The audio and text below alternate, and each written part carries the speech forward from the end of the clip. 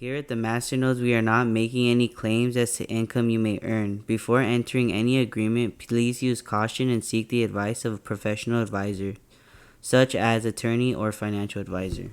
Please ensure your own research is done before investing any money into the market. What's up, guys? How's everybody doing today? Thanks for tapping into our podcast. My name is Nestor Sanchez. It's my business partner, Ryan Prendes, Hey, what's going on, guys? and we are the Masternodes. Make sure to follow our social media accounts. Mine is at Masternode1. Ryan's is at Rye the Crypto Guy. And make sure to stay to the end to hear some additional resources that we'll provide for you guys to get you more zoned into this cryptocurrency space. As you guys saw in the title, this week we're going to be talking about cryptocurrency news of the week. So, on the top of the list is the Biden administration to release executive order on crypto as early as February. So, Bloomberg recently reported that the Biden administration is readying an executive order directive for release as early as next month that will outline a comprehensive government strategy on cryptocurrencies or digital assets and asks federal agencies to determine their risk and opportunities. The directive would place the White House in the central role of overseeing efforts to set policies and regulate digital assets. Federal agencies have been studying or providing regulatory guidance around the digital asset sector for years, but the White House is actually making it official now by providing a directive intentionally looking into cryptocurrency and how cryptocurrency would negatively or positively affect the United States. This has been something in the works for quite some time now within the Biden administration that a lot of people have been talking about since the infrastructure bill has came out.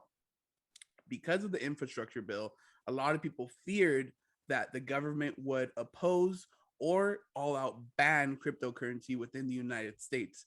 That's not the case. The Biden administration is doing and making an effort to look into the positive and negative effects of cryptocurrency or digital assets within the government. So we'll kind of see where things go. Hopefully, nations like El Salvador will have some positive influence on our administration's decision when it comes to what they're going to do with cryptocurrency or digital assets. But time will tell. What do you think about this week's news, Nestor? Yeah, I really like that he's pushing so hard right now, especially because tax season's coming around. A lot of people are trading, buying, selling NFTs, making a lot of money in that. Obviously making money in cryptocurrency. So this is kind of stuff that we need to know, especially as an investor, as whether it's long term or short term. This is stuff that we kind of need to be clear on. That the IRS and the SEC, they still are kind of in the works of making solid plans and solid rules as to how this will affect us later on. I'm glad that we're kind of getting some traction on this, but like you're saying, time will tell. See how negative or positive this will affect cryptocurrency. Right now I think it'll do pretty well, because a lot of the times when I talk to people about cryptocurrency, one of their main fears is, oh, it's not regulated. But then I say, hey, banks are regulated, and they they do whatever they kind of want. So I'm glad that we're getting some regulation. Hopefully this will bring people more towards it, get them more interested into investing for the long term. And I think ultimately this is some bullish news for us, especially with all the slaughter we've had in these last few weeks. But this is pretty good. And speaking of, we're going to talk about how investors have actually put in $14 million into crypto funds this last week as Bitcoin market has crashed. So just so you know, all of this news comes from CoinDesk. If you guys want to check out all of those news articles, you can check them out on CoinDesk. But it's talking about inflows into digital assets fund this last week after 5 straight weeks of outflows. So basically, for the last 5 weeks, they have been taking out money from these crypto markets. But investors are now seeing this as a great buying opportunity. They're putting in $14 million in funds for cryptocurrencies. As crypto traders suffered last week through the market's worst stretch in months, investors in digital asset funds have actually bought the dip, around $14.4 million in new investor money, which is great during these last 7 days through January 21st, which has ended the streak of the 5 weeks of straight pulling out money from this cryptocurrency markets.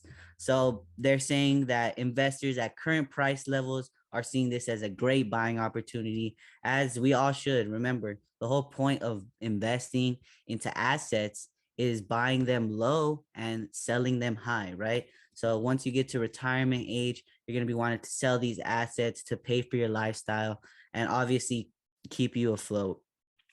So we've seen Bitcoin's price freaking fall 16% in the last 7 days through Sunday.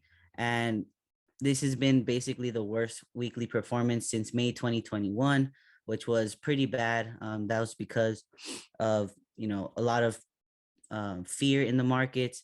But ultimately, I think this is a change.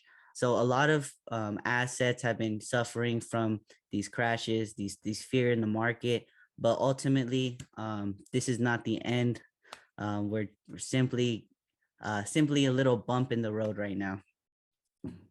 What do you think, Ryan? How do you feel about this? Do you think this is the bottom that if we're seeing investors kind of buy in at? It's tough to say if it's the bottom. 5 straight weeks of just outflows.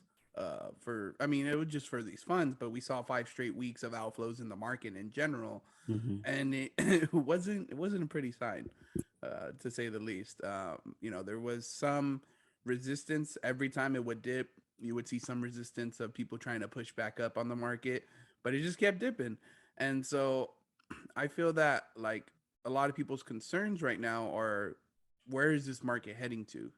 Are we going to see zero? And I definitely don't think we're going to see zero during this time. But what I do believe is that we still have a long road ahead of us.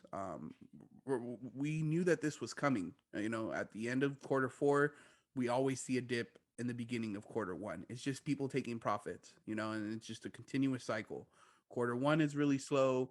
Quarter 2, it starts picking up a bit. Quarter 3 is where you see expended like a crazy amount of growth. And quarter 4 is kind of where it's like, okay, this is the tipping point. It's either we're going to keep going up from here, or we're going to wait till quarter 1, get some profits, and then let the market rest a bit until we want to bring it up again. So it was definitely something I was expecting when it comes to like in terms of bear markets. But how severe that bear market was is nothing I could ever predict, at the time being, or for the time being. And so when it comes to my expectations and what I think about the floor, I don't quite know. Like I said, I feel like we have a long way to go. We're still in January. We're still at the beginning of the year, so we'll kind of see where things go from here. Yeah, and who knows, maybe some other country is going to ban it again. But ultimately, I think that's still a great opportunity. Even Russia's kind of backtracking a bit. We heard that from a government official that they may be starting up trading and mining again. So they might just backtrack. But we still don't really know. Like we said, everything's still in the air. We have the SEC, IRS. They still don't really know where we are in terms of cryptocurrency, but they are creating more solid stances for us as investors and us as cryptocurrency holders. So yeah, only time will tell. We're gonna Yep, get into it. definitely. So now we're kind of going to talk about the top 5 crypto highs of the week. For certain purposes or full disclosure, we don't include stable coins, even though the stable coins do take, I believe, third place and fifth place, if I'm not wrong.